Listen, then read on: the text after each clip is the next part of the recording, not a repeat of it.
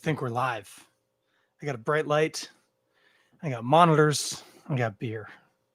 It's Monday night, ladies and gentlemen. Welcome to the Toronto Beer Podcast. With me, your host and friend. I am your friend, Chris Schreier. You know what? I was going to adjust the YouTube camera. I'm going to leave it. I am going to leave it. Hey, what's going on, guys? Monday night, 9:20, a little late. Sorry. Got a little caught up with a friend and it was delightful. I'm not going to lie, but a little late. So my apologies, but we're going to do this thing. We're going to drink some beer. We're going to Monday night it up. Oh, hang on. My Instagram camera's not. Hey, there we go. It's normally the YouTube machine. Tonight it's the Instagram machine. It's making my shirt look funny too. Hey, who cares? We're here. We're going to drink some beer. Look at us, guys. Look at us.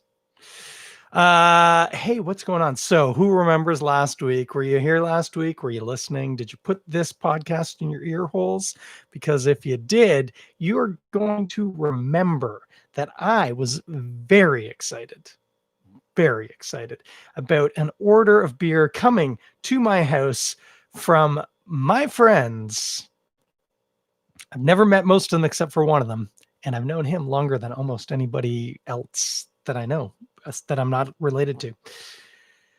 But that's a story for another time.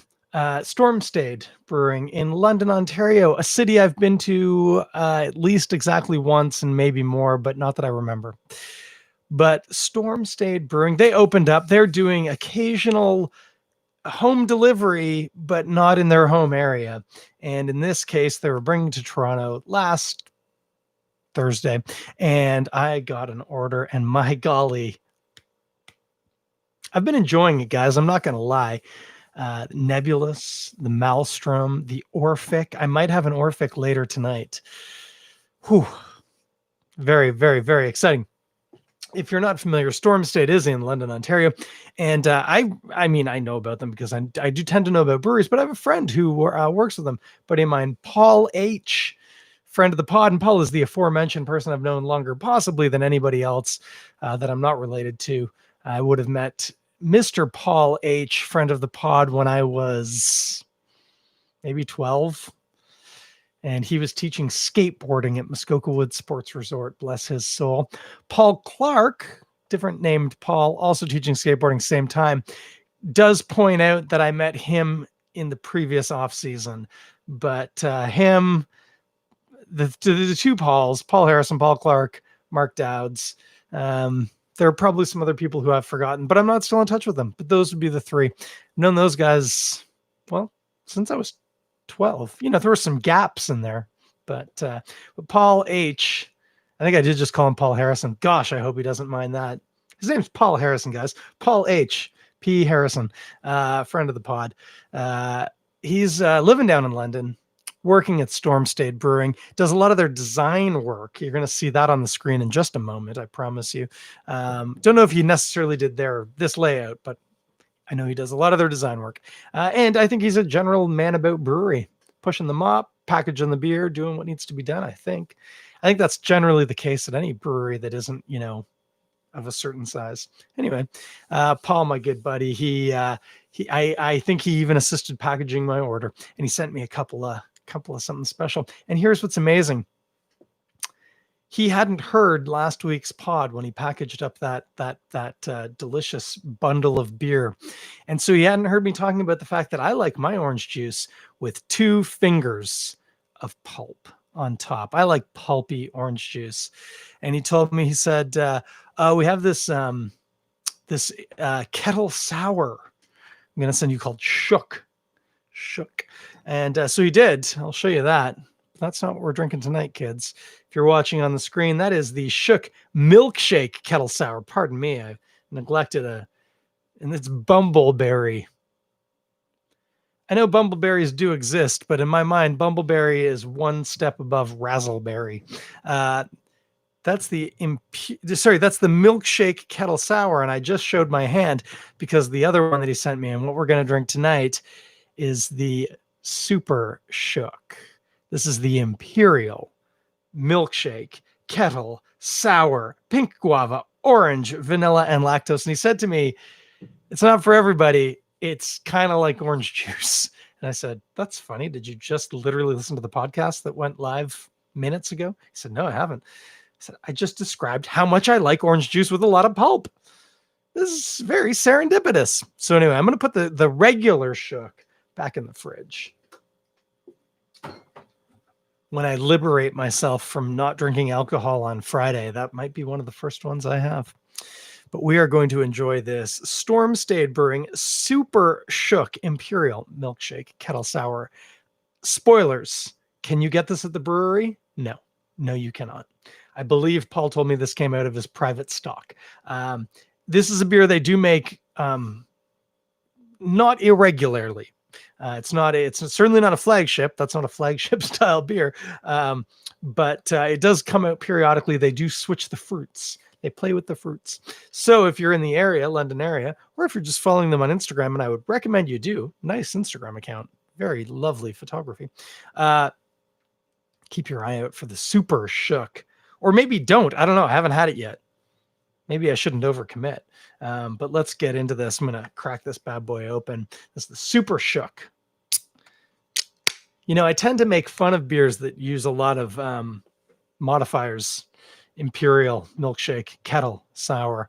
But sometimes they work. So we'll see. This is not clear. I'll tell you that for free. If you're watching on the video screens, you should see it. No doubt, Paul H., friend of the pod, you are right. That looks like orange juice. That is opaque, yellow, golden.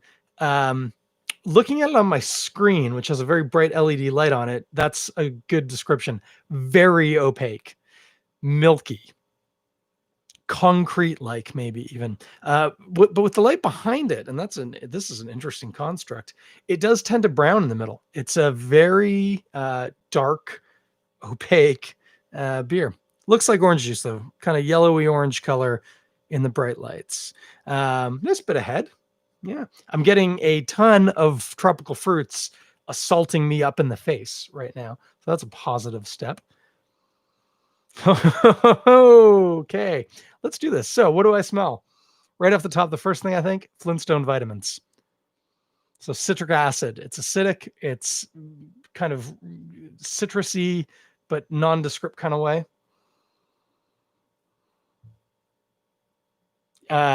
For sure. What did it say it had? I think it's like guava. I was gonna say mango or something. Pink guava.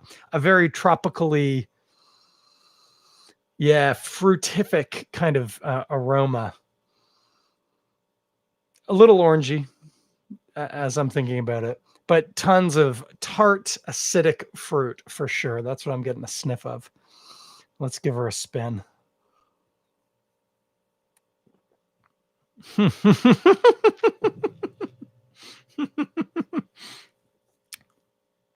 It tastes like a melted creamsicle.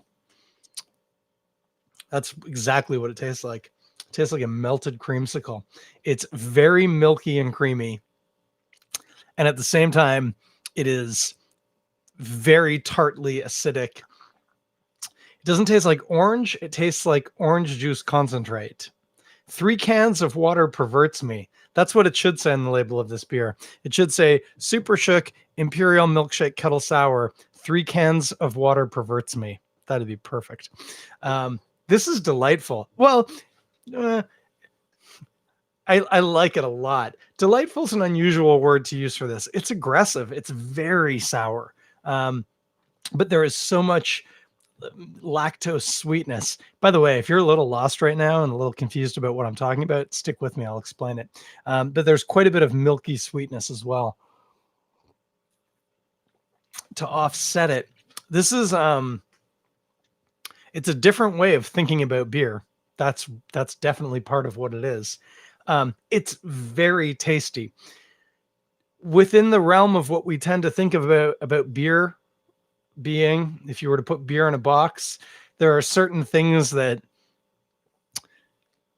maybe it would be one of those like, here are 9 descriptors. There should be at least 4 or 5 of them to be qualified as beer. You're thinking about things like hops and malty sweetness and specificness with yeasts and things like that. This doesn't really have any of those. It's very fruit juicy. It's very milk sweety. It's very acidic. I'm not really noticing any malts to speak of. I know that there are malts in it because it's a beer. Yeah.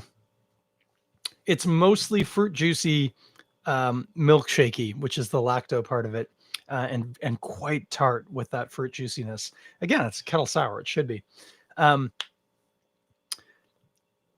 If you were to drink this and then drink a pint of Guinness, they're both technically beers, but they're about as far apart in taste wise. I mean, they're both still wet.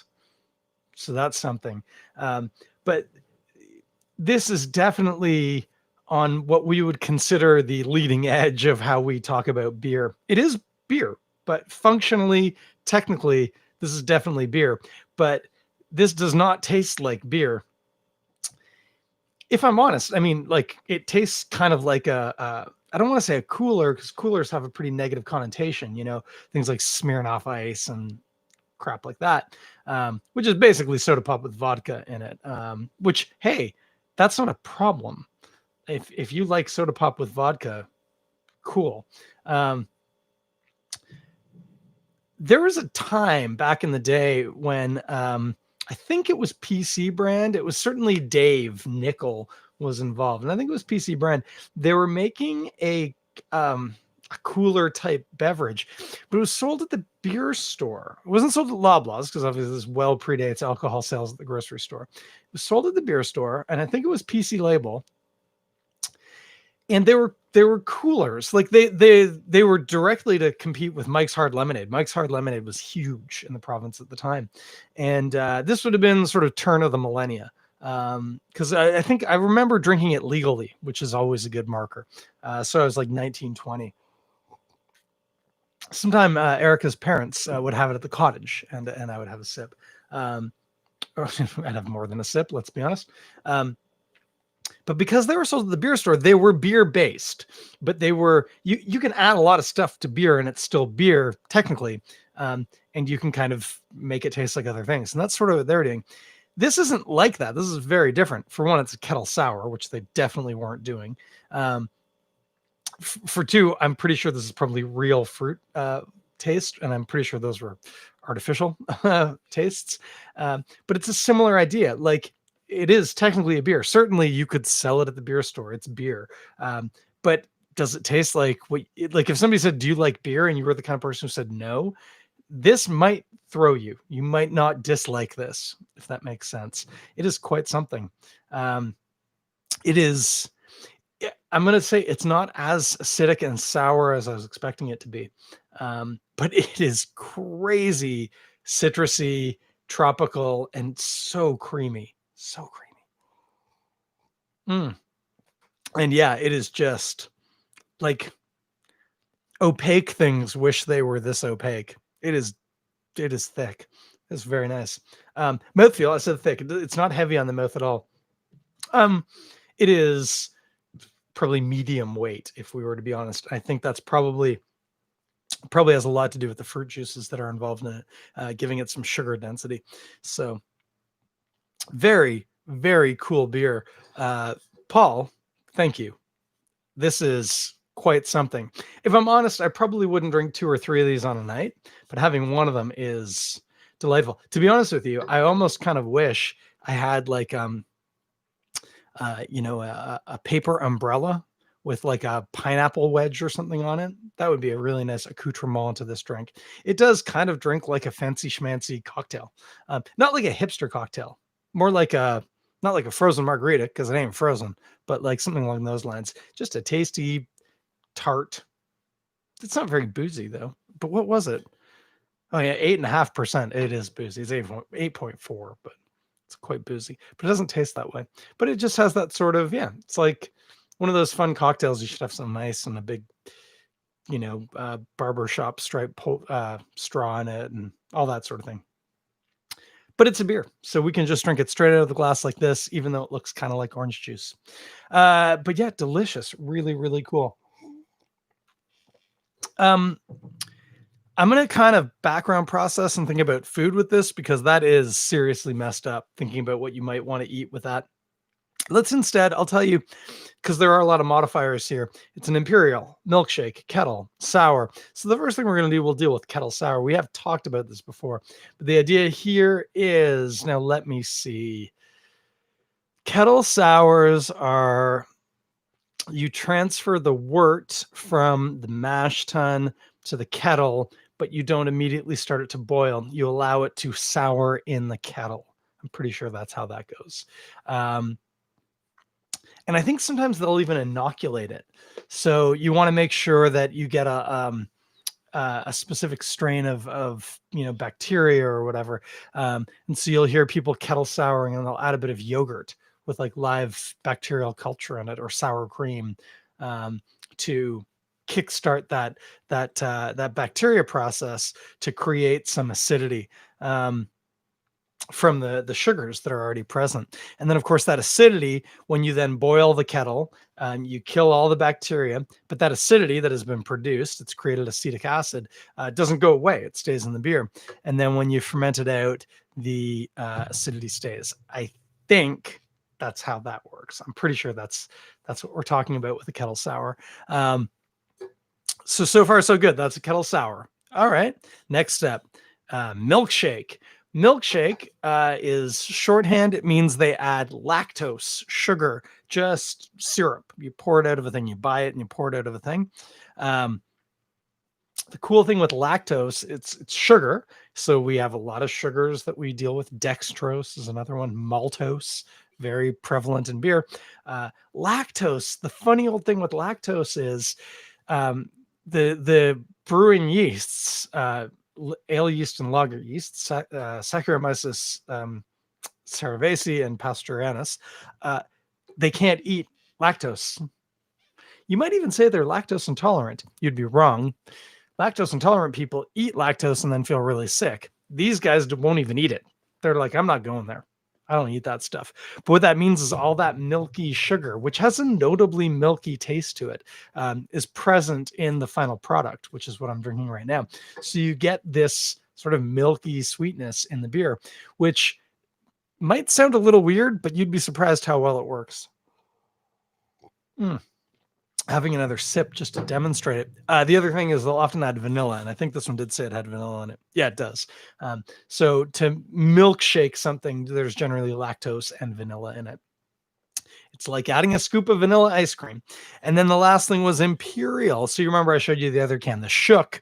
That was just the milkshake kettle sour.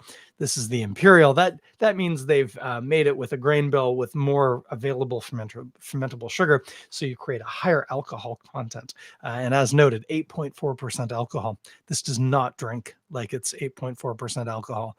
It's a very again, tart, refreshing, you might almost say gulpable kind of beverage. It does not have any alcohol heat to speak of. It's quite tasty. And then they've added pink guava, orange, and as noted, vanilla and lactose. And yeah, there's just this citrusy, tropically juiciness to it. That's just fantastic. Is this a specific style, the way that we would talk about like IPA being a style of beer? Not really. This is sort of more of a experimental, might be a little too douchey of a word, but like it's a squishier area of beer production. This sort of beer, there was a period there when everyone was trying to throw anything they could into a kettle and see what they got. And so there was a lot of beers that would have been kind of in this experimental area that were terrible. Thankfully, this one is not one of them. This certainly isn't going to be a beer for everybody. If you like to go to the pub and throw darts and have a good pint of best bitter or a mild, you're probably not going to find what you're looking for in this glass. But certainly, if descriptors like Flintstone vitamins or a melted creamsicle are even remotely interesting to you, this beer could really do something for you. But as noted, you can't get it, but you will get it again. They'll do it again because this is a good recipe. They're working it. I like it. have I come up with something to eat with it? Aside from the obvious, which would be like sweet tarts, the candy, but that's kind of dumb. To be honest with you, this isn't a beer that is calling out to be eaten with a meal. The major flavors here are the lactose, the milk sugar, and citrus and tropical fruits, pink guava. So, you could eat it with other tropical fruits and see what they do to each other, and if that draws anything out. To be honest with you, the way I want to consume this is just like this, but like sitting on a chaise lounge on the deck of a pool in some sort of tropical or semi-tropical location, because it does sort of drink like some sort of fancy schmancy tropical juice rum cocktail. I mean, it doesn't taste like rum. Don't get that out of this, but it drinks like that. It's pretty good. Great in the summer. I bet this would be like, well, except that it's 8.5%. You don't want to be sitting down at the dock drinking 4 of these, and then you realize you have to get up and go pee, and you go up to the cottage, and you end up falling in the lake, and well, let's be honest, you're going to pee in the lake, but it could really knock you sideways. It's a mean beer. It's got a lot of punch to it. Anyway, that's what we got tonight, guys. What a beauty. Super Shook from Storm Stayed Brewing in London, Ontario. Check them out. They will be doing another Toronto run. If you are like me, located in the 416 area code. If you're in the London area, look them up. They're great. And I believe when I ordered it, I think they also do province-wide shipping, so you can get it anywhere in the province. It's just, speak of the devil, here they are. Hello, Storm Stayed. So you can get it anywhere in Ontario, but definitely look them up because that's solid. Had, like I said, a bunch of their kind of hop-driven IPAs, New England IPAs. I've got a couple of empties kicking around. What do we got here? That was the Sunburst New England Pale Ale. There was the Maelstrom is down there. I've got the Orphic. All of that hop forward stuff. The Hazy Boys. I was down. They also had a Pilsner. I got a couple of the Pilsner. Really, really nice Pilsner. I really enjoyed that. You know me. I like a cold yellow beer, and that's a good cold yellow beer. So dig that for sure. I'm gonna have a sip of beer. I'm gonna jump back in a second. I don't have a whole lot to tell you about, but I'll tell you about a little bit, and then we'll shut her down. It's getting late because I was late to the party. Sorry, guys. 1 second. Man, it really is getting orangier, especially as it warms up. It's very orange juicy, but again, like melted creamsicle. Oh, this is very good. Sorry, I cheated. I had 2 sips. I kind of lied. What do we got going on? Well, you will remember last week I was saying Storm Stayed's doing this great thing. If you want to get in on it, get your order in by Wednesday, blah, blah, blah, blah. We talked about it. Maybe you did, maybe you didn't. I don't know. If you didn't, actually, let's go if you did, and it was a great time, and you got some cool, maybe you got there's a pastry stout. I still have in my fridge. That's also going to be probably now for the weekend. Maybe you got a crazy beer like that. The stout, man, I had an oatmeal stout from them. It was so good. I really liked that beer. So maybe you had a really positive experience like that, and you're thinking, but they're not delivering to Toronto this Thursday. What will I do? Put a pin in it. On the flip, you didn't. And now you're hearing me talking about imperial milkshake, kettle sours, and oatmeal stouts that drop my jaw to the floor. And you want some of that. Well, too bad if you live in Toronto. You got to wait till the next delivery date. What are you going to do for this week? Friends, I have good news for you. Friends of the pod, the people who threw the first stone in the why can't dogs hang out in breweries fight, and friends of the pod, Second Wedge Brewing in Uxbridge, I just saw on socials today, is doing the same bloody thing. So you missed Storm Stayed this time, or maybe you didn't. Maybe you got it and you loved it. Whichever you did, now is your chance. Jump in. Second Wedge doing deliveries to Toronto this Thursday. Get your order in. I think by Wednesday, you'll get your free local delivery as if you lived in Uxbridge, just just a stone's throw from a delightful little bar called the Hobby Horse Arms, perhaps. You ever been to the Hobby Horse Arms, kids? I have, a couple of times. Got some stories. We'll leave it at that. Uh, but if that's the case, if you're looking for something, check it out. Second Wedge is doing it. I would highly recommend really filling out your social media feeds with most of the cool breweries in the province, because it seems like a lot of people are doing this. Basically, they're like, hey, we've got a person who has to go to bloody awful Toronto on Thursday. Let's get some orders in the next couple of days and just jam their trunk full of beer, and they can drop it off while they're down there.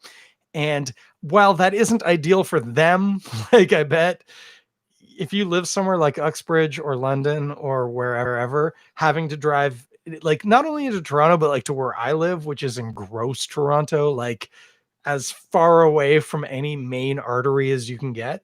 Um, that's probably not awesome, but it's awesome for us because we get wicked cool, awesome beers. So check it out. Second Wedge, look them up if you want to get an order this week. Otherwise, like I say, Storm Stayed, you can get delivery anywhere in the province. You just, it's not the friendly person from the brewery who will talk to you through the window. Instead, it'll be like a courier person who probably has no time for you, and they will just drop it and go. I'm sure there's some technical things they have to do, but you get the point. But you can get that. Otherwise, as we always say, look up your local brewery, find out what they're up to. Guys, if you're in Toronto or Peel like me, I'm in one of the two of them. We are locked back down, kids. So the good news for breweries is not a lot's changing. They probably had a slight uptick of licensee sales because bars were able to do patios and stuff like that. That's all gone, so it rolls back. But like I even saw like a week or two ago, even Godspeed's doing a product at the LCBO now. So everybody's adapting. That's not to say that they're not struggling. I know there's been a ton of layoffs. There's a lot of brewers really worried about their staff, and that's totally understandable. But it's also kind of awesome to see the resiliency of the industry, which uh, you know we're talking about making beer in the face of a pandemic. It's not like Saving Private Ryan or something, but it is nice to see that people are doing their best and pulling together. And if you want to be part of that, it's not hard to do. What you're going to do, you're going to go to your local brewery. You got to figure out who it is. It's not hard. Literally open up your Google Maps on your phone and just type in brewery, and they're going to show you the nearest one to your house. And then just go buy some beer from them. That's all you got to do. You might have to order it online, tickety tappity to put your card in and go pick it up. Maybe they'll deliver because a lot of them are. But wherever you are, wherever you're listening to this, hey, I'm assuming you're near to me. If you're in a country where you're not in lockdown, like New Zealand, A, get stuffed, and B, good for you. You can do business how you want. But if you're in an area where we're in lockdown, where there are retail, limitations, look up your local brewery, go check them out, buy some beer off them. The other thing, I know in Toronto, a big deal. So many bars are obviously terrified about the future. If they're still operating after the first lockdown, the second one just seems like, a bad joke. It's terrible. A lot of them are doing takeout alcohol sales. I said I was hanging out with a friend. We had a very safe beer together, and I picked up some brews at a local bar. You can just walk in, you get takeaway. Sometimes you got to buy some food with it or whatever. Most people have figured that out. There's a system. I bought some French fries tonight, and then some beers, and that's a great way. Especially if your local is something you care about. If it's a bar that you go to and people, that's a really good way that you can just try and keep it going. The flip to that is if you're the kind of person who works at a bar, and I know a bunch of people who listen to this pod are in that case, you don't need to spend money you don't have. So if you're in a place where you can help, do it. Don't order from major chains, right? Don't go to the beer store or whatever. Talk to your local guys. Give money to the people who you care about, because There's not a lot of business out there right now, unfortunately. So that's the appeal tonight. That's where we're at. I got to run. I got to go. It's getting late. Late night. I'm sorry. Late start. What were we drinking? Storm Stayed. Super Shook. Hot damn. That's a good beer. That is, again, Imperial Milkshake Kettle Sour sounds like some sort of the setup to a funny beer joke I would typically make, but in a very non-traditional way. This is a very, very tasty beer. I will be back here next Monday, sometime after 9 p.m., talking in your ear holes, putting beer down my drink hole. This is just getting worse the more I say it, so I'll sign off. But you guys have a good night. Take care of each other out there. Be safe. We are locked down, guys. Don't be stupid, okay? Got to be careful. Distance.